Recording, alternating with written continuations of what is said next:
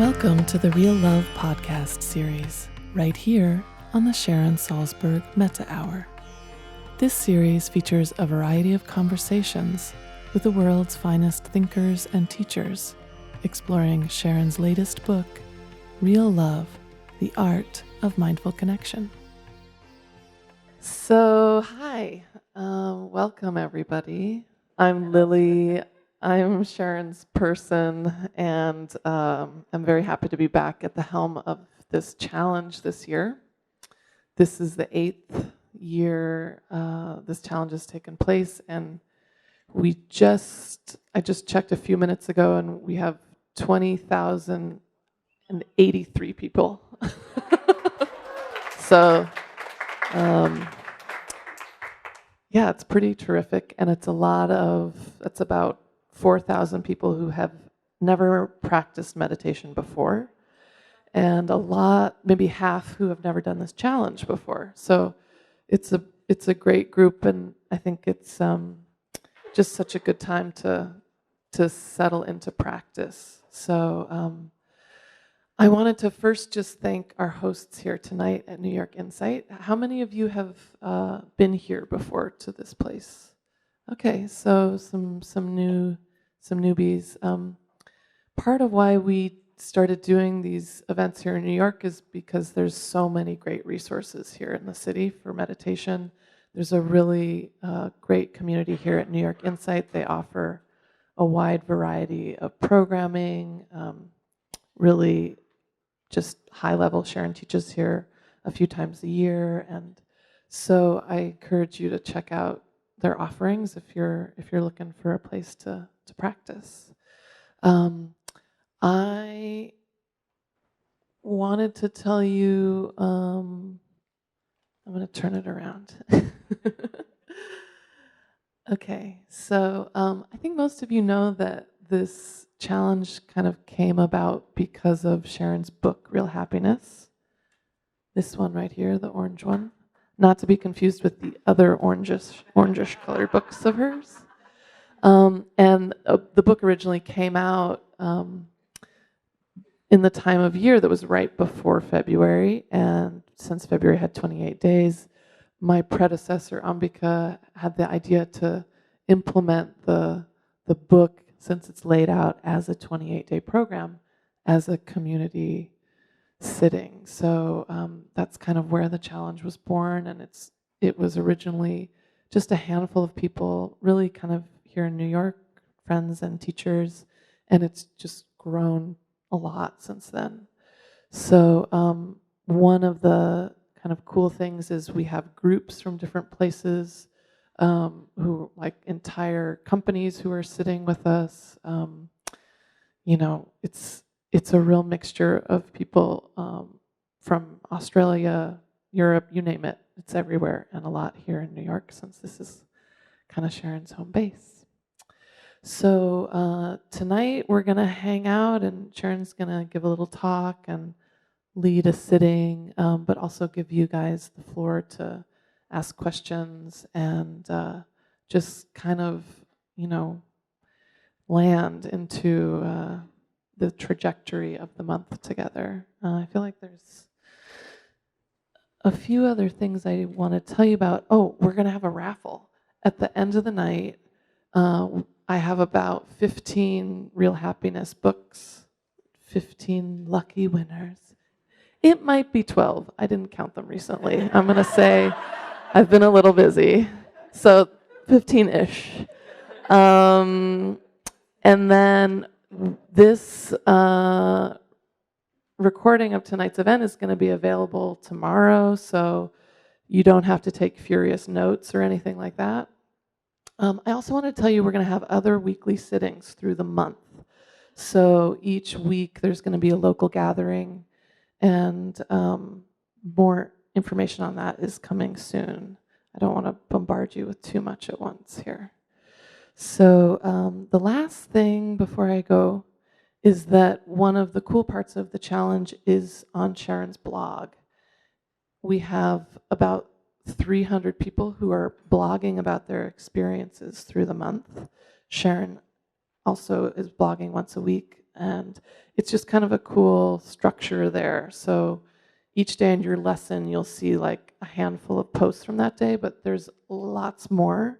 So if you have a day off and you're kind of wanting to get deeper into this practice, there's some cool resources there. And it's interesting to see how people we don't even know can be having shockingly a really similar experience to our own in the practice, and to kind of break through some of those ideas of what we think this is supposed to do, what our experience is supposed to be. And so it's pretty cool, and you can get up there and comment and all kinds of good stuff.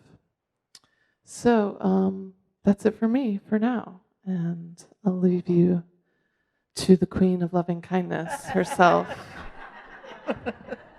Thank you. Thank you. I'm so glad you acknowledged Ambika, because this whole thing really was born in her mind. She said, let's do a challenge, and we all said, the people around the book and myself, we said, there's so many challenges anyway. Like, why do another challenge? And then it was just this magnificent thing. And part of what has made it so great year after year has been this sense of community, which is very real, that gets developed, even from reading or commenting on someone's blog or sitting together with people you don't know. I think it's a very great thing. And Lily has worked incredibly hard to get this particular year up and running. So thank you, Lily, who just disappeared. Maybe she's lying down. She needs to lie down. For all the seamlessness that appears to hold on the outside. Apparently there's somebody up all night working on the website on the inside, Who knew? Like, things like that existed. But here we are. It's really fantastic. It's the beginning, and I'm especially happy to hear about all the people who've never meditated before. And even if you've meditated for 45 years, you can feel for a moment like you've never meditated before. And, I often say that when I first came back from India, which was in 1974, and I came back as a teacher because my own teacher had told me to teach, I would be at a party or some social situation, and people would ask, as we do, which is weird too, what do you do? We don't say, like, what brings you great joy or what's your favorite color. We say, what do you do? So people, of course, said to me, what do you do? And I said, I teach meditation. And in those days, people would kind of go, oh, that's really strange. And these days, I think in part, certainly because of the research and the science and the kind of the lifting of the methodologies into more mainstream languaging, so that it doesn't seem so mystical and esoteric and sort of held in belief systems. Clearly, many, many more people are experimenting and trying it out. But I would say one of the common things I hear these days, if I'm introduced as a meditation teacher, is, oh, I tried that once, I failed at it. Yeah. And if it's time, I say, because we believe you cannot fail at it. It's impossible to fail at it, because what matters is not so much what you are experiencing. What matters is how you're relating to what you're experiencing. So how much presence, how much balance, how much kindness are you bringing forth in relationship to that, say, sleepiness or restlessness or joy or sorrow? That's the point. So you can't have the wrong experience. You can have an experience you'd rather not blog about, maybe, but hopefully not, because really you can blog about anything. But aside from that kind of anxiety about appearances, you cannot have the wrong experience. And certainly as human beings, we do have that kind of social anxiety. In ordinary circumstance, if you left here and ran into a friend and you'd never meditated before and they said, what'd you experience? Of course, we'd all rather say, well, it was a little bit of a struggle in the beginning, but then it was like this peace, this unfathomable peace just descended upon me. And then right around the edges, it began to shimmer. And the peace turned into bliss. And then it was like peace and bliss and peace and bliss. That's what we like to say. We don't want to say my knee hurt and I fell asleep and I got bored. But in all truth, not as consolation, but in truth, from the point of view of mindfulness, it doesn't matter. Because the next question is, how were you with that sleepiness, that knee pain, that restlessness? How were you, for that matter, with the bliss, with the peace? So it's all about relationship, right?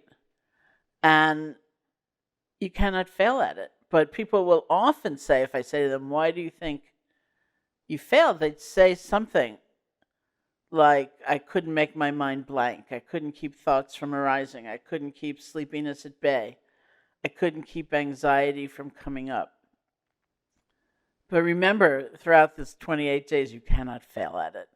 You can't be having the wrong experience. And I hope you will feel free to blog about whatever, those of you who are blogging or commenting, whatever your experience is, because it's not just you. It's never just you. And it is a part of what makes the community so powerful, and it can be really honest, and understand that these are natural experiences, and let's work on how we are with them, each of us. So there are lots of ups and downs. There's some beautiful, wondrous, extraordinary discoveries that inevitably happen through introspection. There are also some disconcerting, difficult things that come up. Like I have some friends, for example, I've been close to since my very first retreat, which began January 7th, 1971 in Bodh Gaya, India. And my first teacher was S.N. Goenka. It was a 10-day retreat. And I began meditating with that 10-day retreat. I'd never meditated before. And there was one point where I went marching up to Goenka, which amuses my friends even now, my friends from then. I went marching up to Goenka, and I looked him in the eye, and I said, I never used to be an angry person before I started meditating, thereby laying blame exactly where I felt it belonged, which was clearly on him, It was all his fault. And of course, I had been hugely angry, and I didn't know it. But with that degree of introspection, there it was. Right? It was uncomfortable, but it was really important. And that's a part of the meditative life, too. We have these beautiful, wondrous openings, and we have some difficult experiences that come up. And there's a lot of in-between, it's just like another breath, It's kind of routine, repetitive, So, and this points to the heart of mindfulness as well. Learning how to be with pleasure differently, so we're really open to it and experiencing it fully, but without that extra thing of trying to own it and possess it and keep it from changing ever. And learning how to be with pain differently, so that we're not bringing an old conditioning of shame or anger or isolation, and we can have much more compassion for ourselves and others. And learning how to be with neutral experience differently. Those in-between times that aren't so pleasant and aren't so unpleasant, where it is just another breath, and those are the times. Most of us, I think, find that our attention is not awfully trained towards subtlety, that we tend to count on intensity to feel alive. And as soon as it's like just another breath, we kind of snooze or we numb out. So one of the definitions of mindfulness is this very thing.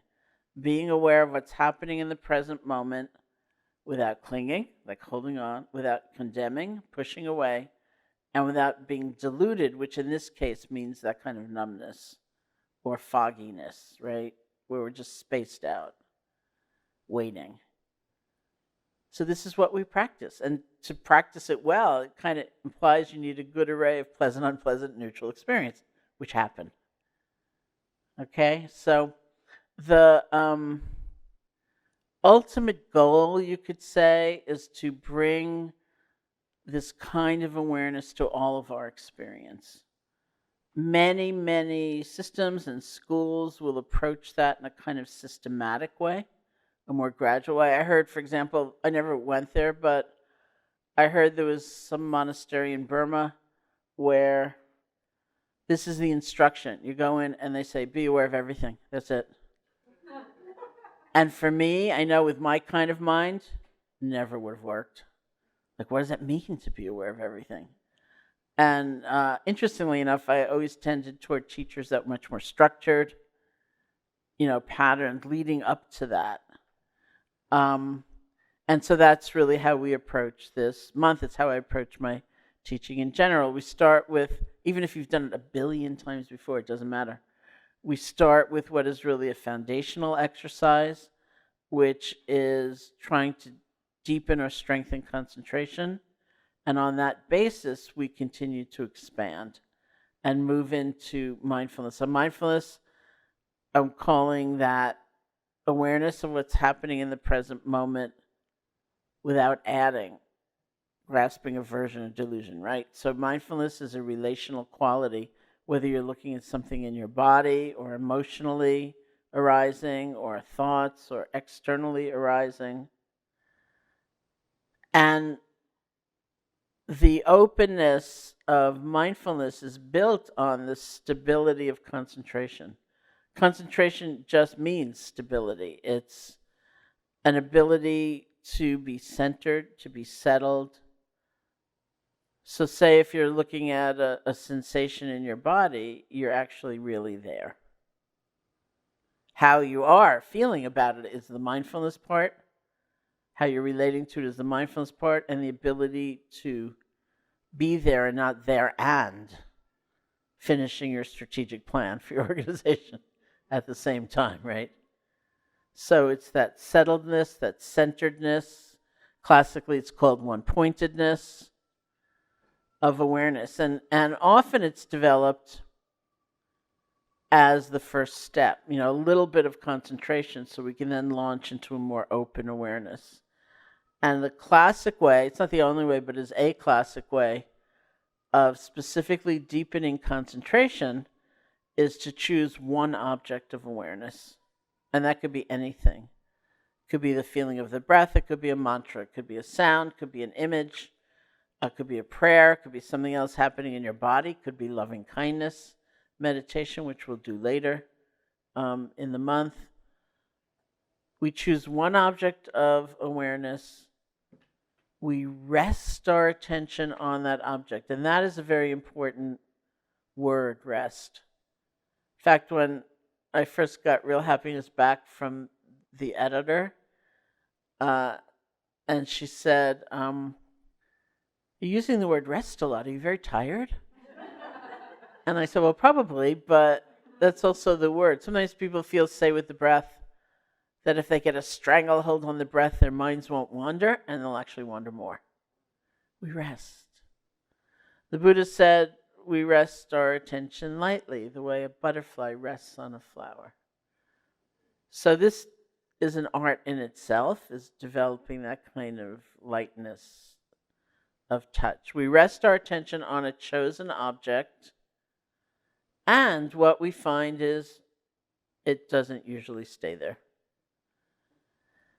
So this was the very first practice I ever got, and it was the feeling of the breath. When I entered that intensive 10-day retreat in India, the first instruction was sit down and feel your breath. And as many of you have heard me say, no doubt, I was very disappointed. I thought, feel my breath? I came all the way to India. Where's the magical, esoteric, fantastic technique that's going to wipe out all my suffering? I'd been going to school in Buffalo, New York, and I thought, I could have stayed in Buffalo to feel my breath. And then I thought, how hard can this be? And I was like, whoa, this is not so easy. I had thought, okay, will it be like, 800, 900 breaths before my mind wanders? And to my absolute shock, it was like one breath. Or 2 breaths. Sometimes it was 4, sometimes it was half a breath, and I'd be gone, and I'd be way gone. And this is not uncommon. It's not always that way, but it is commonly that way. And there comes a magic moment when you realize, oh, it's been quite some time since I last felt a breath, which is considered in many ways the crucial moment in the whole technique, because that's the moment we have the chance to practice letting go gently. It's what one of my teachers called exercising the letting go muscle. And without rancor toward ourselves, without blaming ourselves, without judging ourselves, bringing our attention back to the feeling of the breath.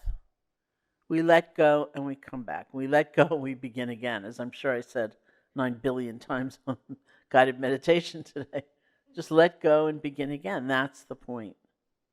So you haven't failed. It's not a problem. You don't have to think, I need remedial work, so I can be with more breaths. It's okay.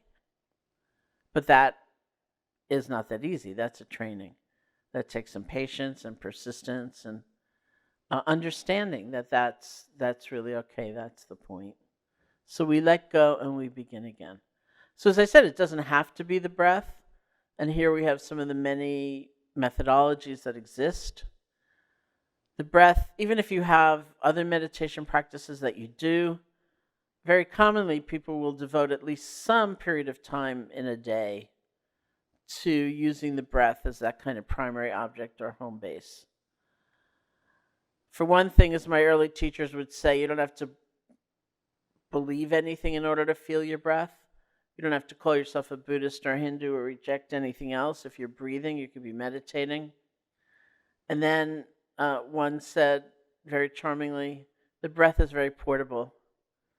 So let's say you are practicing at home for 5 minutes a day, I think is how we start, or 10 minutes a day. And you're using the breath as that vehicle for returning to yourself and returning to the moment. So then you're at work, and it's crazy. And tempers are flaring, and you're starting to get really anxious. You can just breathe. Right? Nobody even has to know you're doing it. It's not like you need equipment, or you don't have to sit down and close your eyes and look weird, right?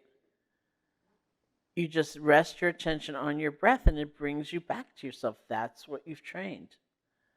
And in that moment, in that crazy, pressured situation, when you come back to yourself, you come back to your priorities, you come back to your values, you come back to what you care about. It's a powerful moment. So using the breath, if you can, for at least a part of your practice is a good thing. And if you can't, for whatever reason, then something else that's also very present, like listen to sound. It would be the same kind of thing. Feel something else in your body. And we go through some variations in this first week. So I was once teaching a non-residential weekend somewhere, and it was like Saturday morning before lunch, and this guy came up to me and he said, how much money would it take for me to offer you, for you to promise not to use the word concentration again for the rest of the weekend? Now, concentration is the very classic translation, so I'm very used to it. So I said to him, let's talk. And I realized that for him, very likely the word concentration had an association of like being really uptight, and trying to like force his awareness onto something and resisting and resenting anything else that might come up, and it just sounded really stressful. So I said to him, would it work for you if every time I use the word concentration, because that's what I'm used to using, you replaced it in your mind with settled, centered, steadied, like steady your attention on the feeling of the breath? And he said, yeah, that would work. So I said, you just saved yourself a lot of money, So it's really like that. Not only do we rest our attention, there's nothing wrong with coming back. And it can be a more ease-filled exercise than we might normally have it be. We spend, some time, it's not a really long time, but some time just developing some amount more concentration, because our minds tend to be wild. Most of us, even if you've never meditated before, you just sit down to think something through. And it's not long before you're gone, right? And we go to the past and we go over it and over it, over it, over it. Not in a useful way, which could also happen. This is like usually a completely useless way. Or we go to the future and we build these arcs of anxiety, out of nothing. I'm leaving February 7th for Miami. What if it snows? I don't know. I didn't look. I don't know. I haven't even thought about it before now. Now it's like my whole week is ruined because it's like, when do they put up February 7th? Was it supposed to rain tonight? I looked. It's raining. I'm never going to get out. I knew I should have left the 6th. Right? And it's just like, So we find that a lot, right? And what happens in that is that we lose a lot of life's energy because we're just spreading it, we're throwing it all over the place. And so really the nature of developing concentration is gathering. You find your mind somewhere else, you just gather gently, come back. And that will provide a lot of energy for us because we're very empowered by that. That's a lot of juice that could be available to us, but isn't because we're throwing it away. But we bring it back and it becomes available to us. And we also find that it's very integrating. It's a sense of cohering, of settling, of being centered, of feeling more whole. Just that. This is the beginning, and it is quite powerful in and of itself. So with variations, this is what we really devote ourselves to as we launch into a practice. And it's something we also come back to. It's always funny to describe something in this system as foundational, because I think we're used to being pretty linear. It's like, I did that, I'm done. That's like 101. Who does that? Or, I'm up to, who knows what I'm up to in my operating system, 11 something. Who thinks about, but it's not like that. We're always going back and kind of renewing that strength and then expanding beyond it and then going back and so on. Okay, so why don't we, if you want to take just a short break to stretch, and then we'll sit. Sometimes it's fine, that's, and actually neuroscience, I am told these days, the last thing I heard, sorry of jipping you all out of a minute, but the last thing I heard, which may no longer be true, is that 9 minutes of mindfulness a day and 7 minutes of loving kindness a day will change your brain. So those of you who are strictly following the streaming and doing mindfulness, wait another minute and then get up. You don't have to get up the instant that it ends. Changes your brain in all the ways we seem to want our brains to change. But sometimes, not always, but sometimes I think sitting longer, if you have that kind of time. First of all, it relieves some sense of pressure. I've got to get something. And also, sometimes, the first few minutes of the sitting are just the most tumultuous. You sit down and you think, I forgot to call so-and-so, and I got, what's that sound? I think it's my refrigerator. Maybe my refrigerator's broken. Do they have refrigerator repair people anymore? Is it a different world? Maybe I have to go to Sears and do they have Sears anymore? I don't know, It's really, we're just like, and we're tossed around by it in the beginning because we haven't really settled down yet. And so that's good, actually. That's considered like a discharge of stress. But let's say that takes 3 minutes and you sit for 4. That's what you've done, right? You've discharged some stress and you're not giving yourself the chance to go deeper. So there's nothing wrong with sitting for 4 minutes. It's much better than not sitting at all. Much, much, much better. And there's nothing wrong with sitting for 8 or 9 minutes. But if you have a life, a day that allows you to do a little bit more, you can experiment and just see. what seems to suit your rhythm and what feels most helpful to you. Okay, so see if you can sit comfortably. Right away, there's a certain kind of balance that is talked about with our posture, where you want some energy in your body. You want your back straight, but not like so much energy. You're really stiff and uptight. You also want to be relaxed and at ease. And you can close your eyes or not, however you feel most comfortable, whatever you're accustomed to.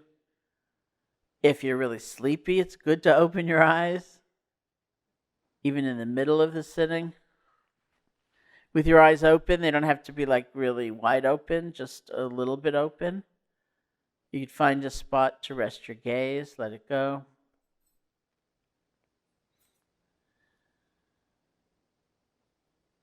See if you can feel the place in your body where the breath is strongest or clearest. And this is the normal, natural breath. You don't have to try to make it deeper or different.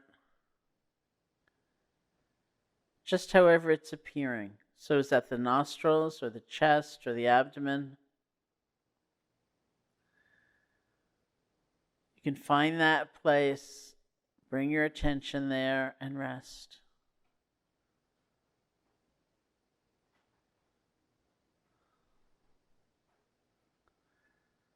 See if you can feel one breath.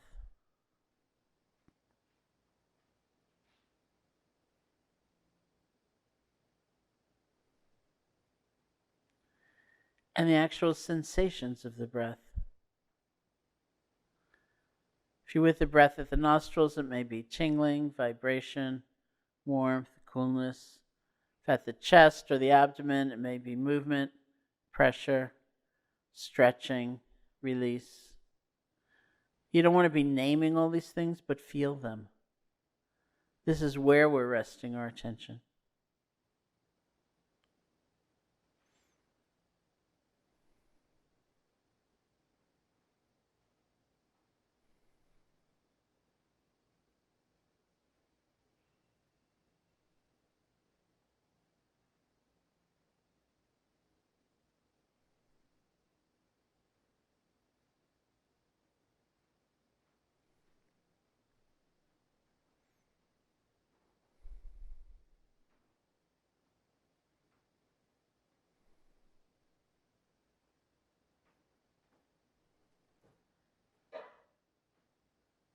And if you like, you can use a quiet mental notation like in, out, or rising, falling to help support the awareness of the breath, but very quiet.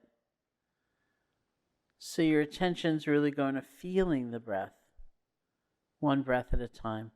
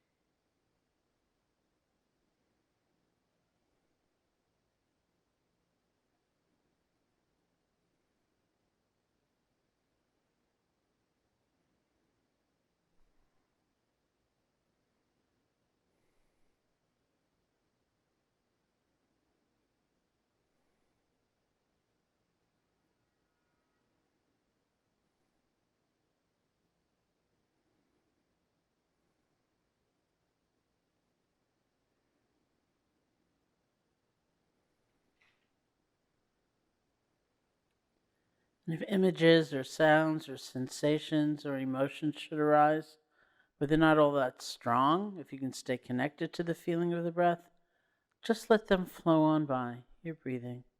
It's just one breath.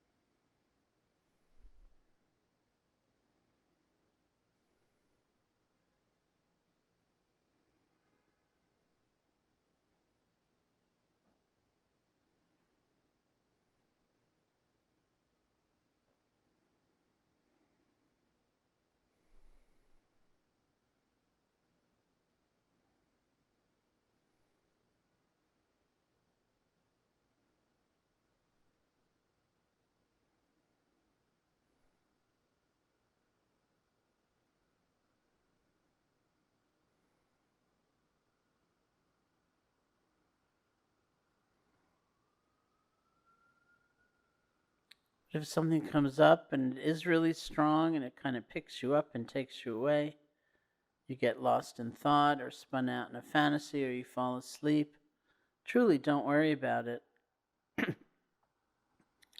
We say the most important moment is the next moment after you've been gone. Once you realize that, you have the chance to gently let go and shepherd your attention back to the feeling of the breath. We let go and we begin again.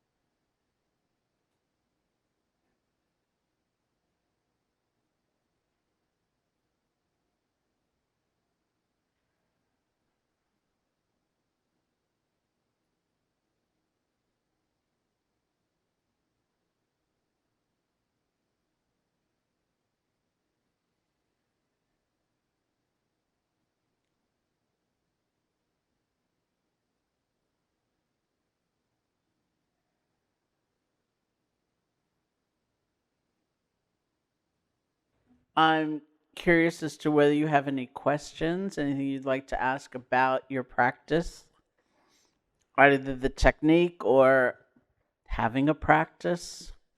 Does anything come up for you, anything you experienced, or just a kind of question? Whenever someone says to me, watch your breath but don't control it, I find that totally impossible. And I Googled it and found out that thousands of other people find it totally impossible too. Fortunately, I didn't say that. First of all, just in the refinement of language, which is a little bit excruciating in Buddhist psychology, it's really more feel your breath than watch your breath. We often do hear and say watch your breath, but I think a more accurate description of the experience is feel your breath. And you don't really have to worry about controlling it. I think for some people there is an almost automatic experience of being somewhat in control of it, and you don't want to make it a project to not be in control of it, because that becomes the goal. The reason people say that, or some version of that, is because there are many yogic traditions where you are distinctly controlling your breath. You're breathing in one nostril and breathing out the other, or you're doing, abdominal breathing, or you're very purposefully breathing in a certain place, or you're breathing in a certain depth, or something like that. And those are their own kinds of practice. And this is meant to be different than that, where the goal is not to have your breath be a certain way, but the goal is to cultivate awareness. If in that process you find you are somewhat controlling your breath, it doesn't really matter, actually. But you don't want to set out to think it's the same as those other practices, because then you'll feel, first of all, that's what you'll be doing, and you'll also feel bad, like it's not deep enough, it's not free-flowing enough, So tonight when I was breathing and meditating, I got an ache in my leg. And, I was trying to feel it over there, not to sort of get into it. And could you hold it a little closer? Yes, sure.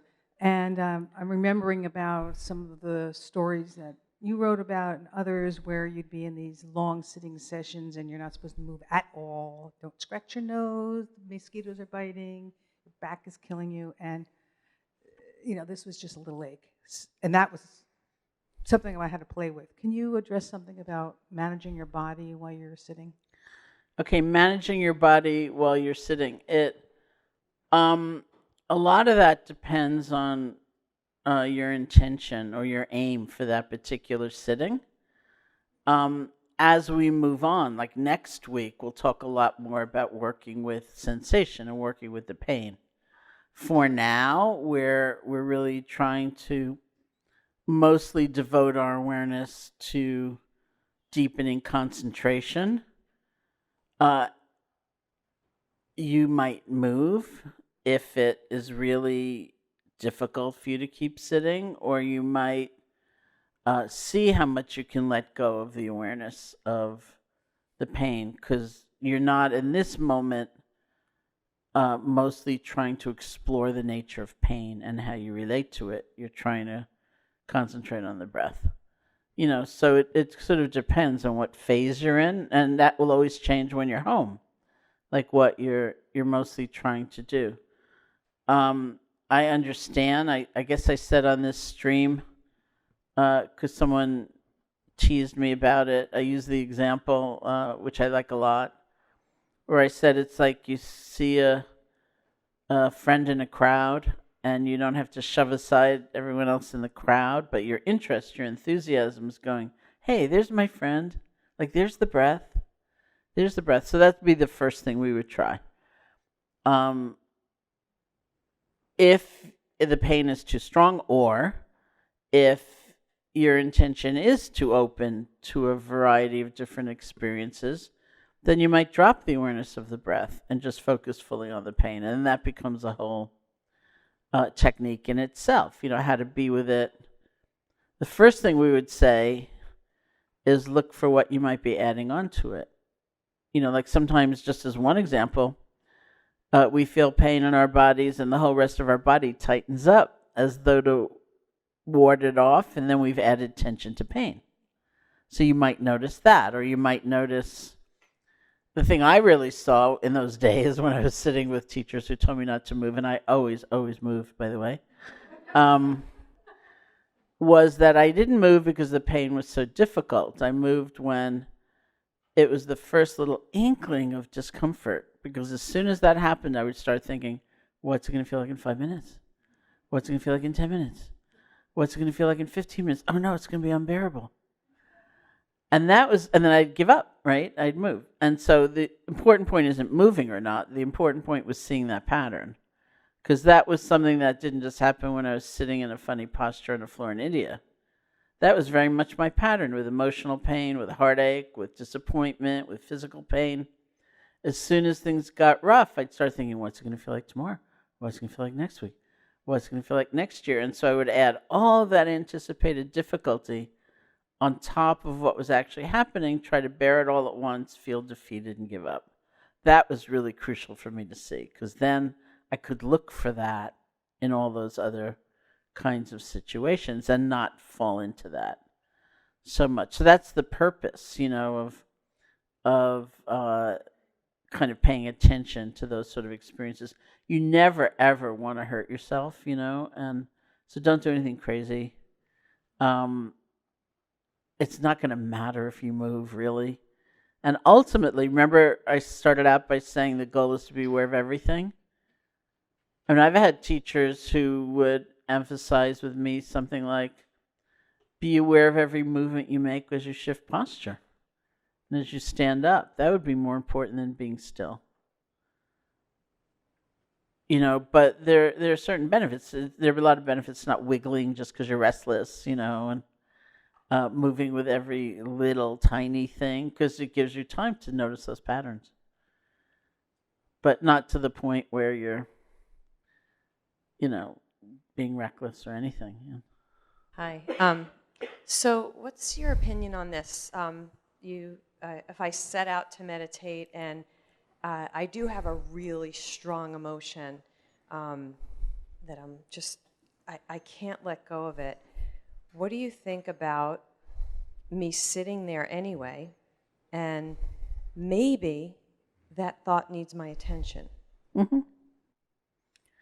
Well, I'm talking about paying attention to it in a certain way, but it's that certain way that makes meditation rather than maybe analysis or something like that, which is also maybe a fine thing to do.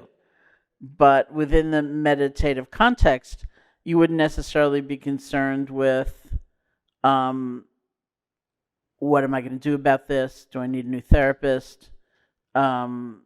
Where did this come from? I didn't used to be this way. It's more like, what is it right now? What does it feel like? What's within it? Can I see its changing nature? Although you wouldn't necessarily ask yourself that, you would just be with it so clearly. And there's no need to try to get rid of the thought or feeling or make it go away or come back to the breath if it's that compelling. That is your new meditative object. But it's not quite the same thing as just thinking it through, which is more like reflection or something like that. So if you're wanting to actually use the meditative context, there would be a certain way of being with those thoughts and feelings. I had one teacher who was very strong on trying to shift from asking why, like, why is this here, to asking what, like, what is this? And it's not wrong to ask why. I mean, that's a whole field of investigation. But within the meditation, it's believed also that to ask why, to answer that, inevitably brings up a belief system. And that's not the purpose of the meditation, is to be injecting a belief system. If you asked a Jungian psychologist, they might say one thing. If you asked, another kind of psychologist, they might say another thing as to the why. If you ask someone deeply immersed in a religious system, they would have a different answer as to why. And even in the sense of, I once asked a very kind of orthodox Asian Buddhist who had a very classical perspective why I was experiencing so much physical pain in my practice. And he said to me, you must have tortured many small animals in a previous life. Right.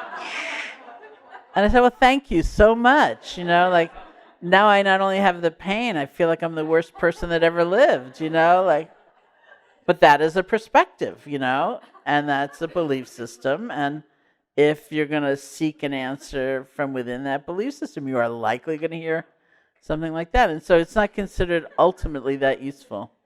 Interestingly enough, twice this week, I've had interviews that have involved my being asked what I think of God, of the word God. And twice this week, I've said, I don't ever use that word. Just today was one. And they said, well, why not? And I said, well, I've been practicing within a Buddhist context for these many years, since 1971. And while, my first teacher, Goenka, the first night of that first retreat, he said the Buddha did not teach Buddhism, the Buddha taught a way of life. So the whole point is not to become a Buddhist or adopt that belief system or anything. The whole point is the practice. But still, I've been, kind of surrounded by that way of expressing things. And it's the easiest one for me. And so they say that the Buddha, when he was asked, is there a God or not, a supreme being, he remained silent.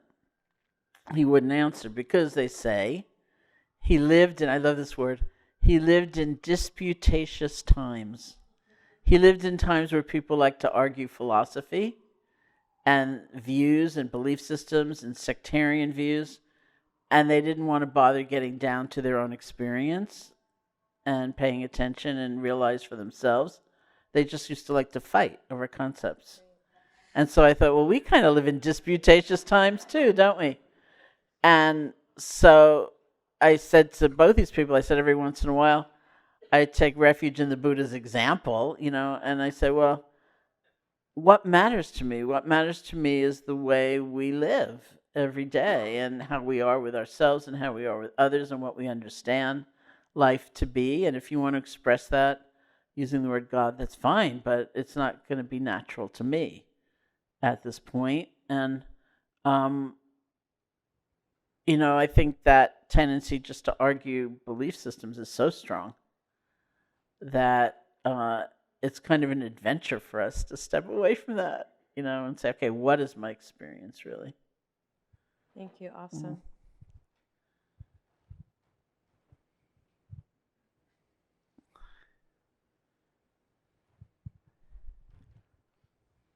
Thank you for a lovely evening tonight, Sharon, first Thank of you. all.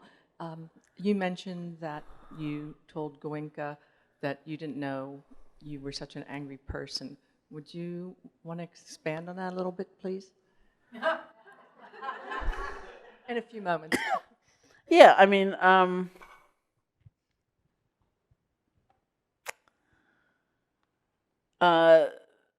was very young. I was 18. I'd gone to college when I was 16. I went to India when I was 18. And I knew that I was very unhappy, but I had never really looked inside in a constructive way. I'd never been in therapy. I'd never really done that kind of introspection. And so I didn't really understand the different emotions and everything that I was feeling. And then I sat down and I looked and was like, whoa, look at that. And because I was so judgmental, it wasn't like just interest and like, wow, there's so much anger. It was like, I'm so terrible, I'm so awful. How could I feel these things? This is unnatural. This is weird. It must be his fault, If I hadn't come to India, I'd never, So it was just like a lot of proliferation, which I'll actually talk about now just for a moment because we just have a few minutes left. Because it's a thread that came up in my mind before. So once we are really looking at mindfulness and the ability to be with our experience more, we really look at what we tend to add to experience. So that was an example of a lot of proliferation. This shouldn't be here. This is wrong to feel. No one else feels this. I never used to feel this, whatever. So the word proliferation is a common translation for a word that is in Pali, which is the language of the original Buddhist text. And the word is papancha, and I like it because it's like one of the words I think that sounds like what it means, papancha. I think it sounds like popcorn. It means proliferation, or as I heard one translator once call it, the imperialistic tendency of mind, where something happens and the whole world is taken over.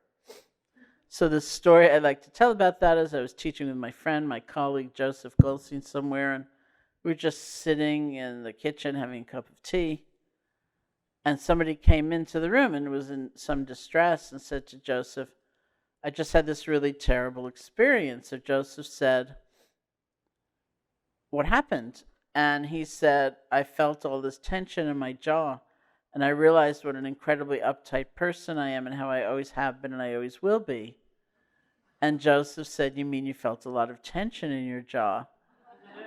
And he said, yes, and I've never been able to get close to people. That's never going to change. And Joseph said, you mean you felt a lot of tension in your jaw? And he responded with some very elaborate story. And it was very interesting for me, like watching them go back and forth and back and forth. And finally, Joseph said something like, why are you adding a miserable self-image to a painful experience? It's like painful enough to feel the tension in your jaw, but you have now added, you're going to be alone for the rest of your life. So this is, sometimes we describe mindfulness as looking for the add-ons. They're going to come up, that's just habit. But if we can see them quickly, and we've practiced a lot of letting go, remember, by the time we're doing that, we just let go of them. They don't have to overcome us, right? It is painful enough to feel tension in our jaw. It's not like everything's easy. But we don't need that extra stuff. That's just habit. And it can be really, really corrosive. So we keep looking for what's the add-on and practicing letting go. And it does begin with just letting go of whatever's not the breath. So it's like the same muscle, but we apply it differently. Okay. I'd say please practice, outsit those tapes or... And in addition, if you have a few moments in the day, just in the crazy busyness of the day, take 3 breaths now and then. It will make a big difference.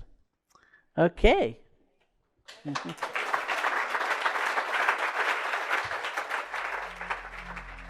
Thank you for listening. For more information about Sharon's many offerings and her ongoing teaching schedule, please visit her website at SharonSalzberg.com.